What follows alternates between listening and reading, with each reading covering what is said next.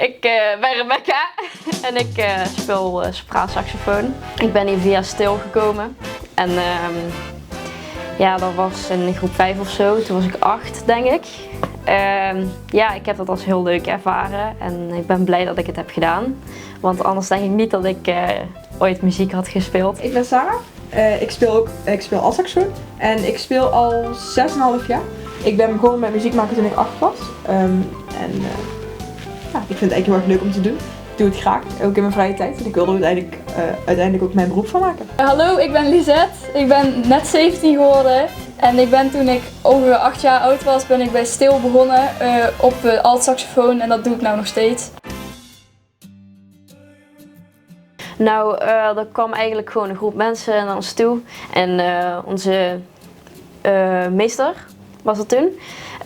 Die zei, ja, hier is de fanfare Venlo. Ze gaan jullie laten zien hoe het is om muziek te maken. En ja, zo ging het eigenlijk. Het begon eerst met dit is een instrument. En dit is een saxofoon, dit is een trompet, dit is een bugel.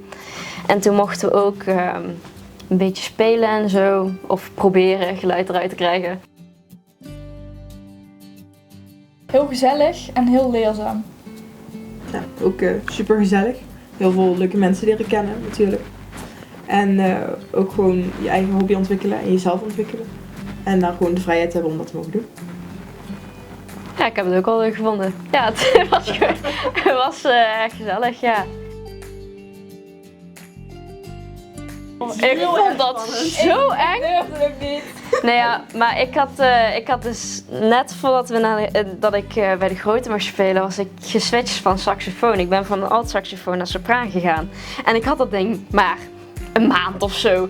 En ja. En ik zat al meteen op de eerste rij, vol met allemaal mensen. En ja, ik geloof dat in het eerste nummer al een solo zat en ik trolde helemaal weg. Ik verging van de zenuwen. Ja. Ja, en Wij hadden wel het geluk dat we langs elkaar zaten, maar het was alsnog help. Het is heel eng, er zijn heel veel mensen en ik kan dit niet. ja, en wij zijn natuurlijk van de een van de eerste generaties van het Stilorkest. Dus wij waren ook de eerste echte jeugdleden die bij het grote orkest kwamen. En dat is nou een stuk minder, want nou als de jeugdkinderen doorstromen naar de grote fanfare is het meteen gezellig, groot groepje met jeugdmensen. En dat maakt het al een stuk makkelijker. Ja, bijna iedereen van de jeugd speelt eigenlijk nu ook bij het grote orkest. Ik zelf wel. Ik heb nog steeds les. Ik ben op dit moment ook bezig voor mijn D-diploma, samen met Rebecca. Gezellig. En wij hebben gewoon elke week les. En dan krijgen we gewoon privéles van Josien. En dan spelen we gewoon onze stukken en dan verbeteren we onze techniek. En dan gebruiken we allemaal die dingen die we in de les hebben geleerd bij de fanfare. En dan wordt het steeds beter. Zoveel. Oh. Dat is zo sarcastisch. Nee. Niet zoveel nieuw. Zoveel. Sorry. Nee, we hebben er natuurlijk heel erg veel. Je ziet elkaar elke week, sowieso op donderdagavond.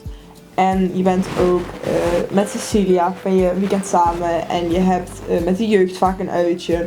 En je hebt de eerste zondag van mei. En het is altijd super gezellig met iedereen. En we zijn altijd op pad. Ik vind op straat ook altijd best wel leuk.